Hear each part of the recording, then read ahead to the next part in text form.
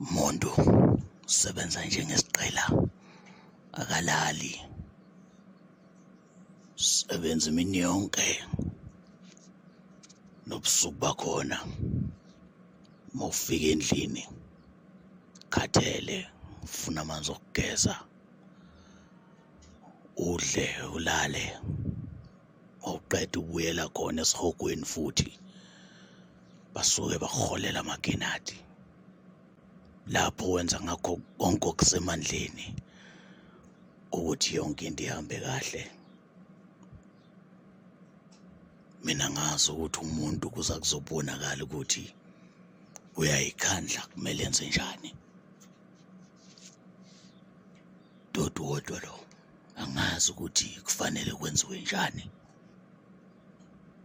Ngiyayibuza, ngiyayiphendula ukuthi kule nyanga ngizohola isinkwa sake saba nayo yini imali. Uthi usahleli uyayicabanga kahle, nangu no-SARS uthi uyamkweleta. Engabe wayithatha nini leyo mali? Bathi battery tax, into ongayazi ukuthi wayithatha nini. Uthi usathulile, nangu uNhlanithela uyafona bakufuna ukukunika i-funeral cover. Bathi izokukhava impilo yakho yonke, kanti ubani othe sengizofa? Mawuthi usathule nayo i-insurance yemoto, bafuna ukukukhavela imoto yakho, ubani othe izoshayisa?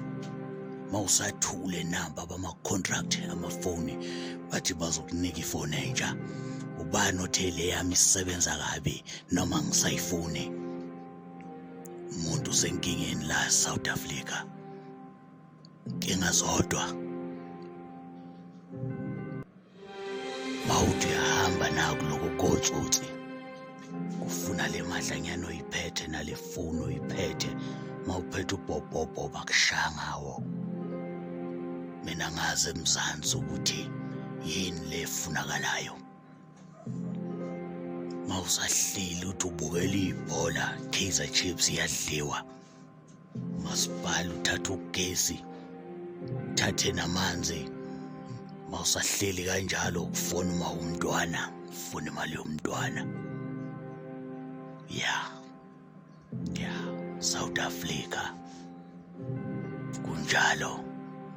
Bathi South Africa is a movie, sengiyabavumela manje. Ya Kabi yami jonge elikahlela nayo.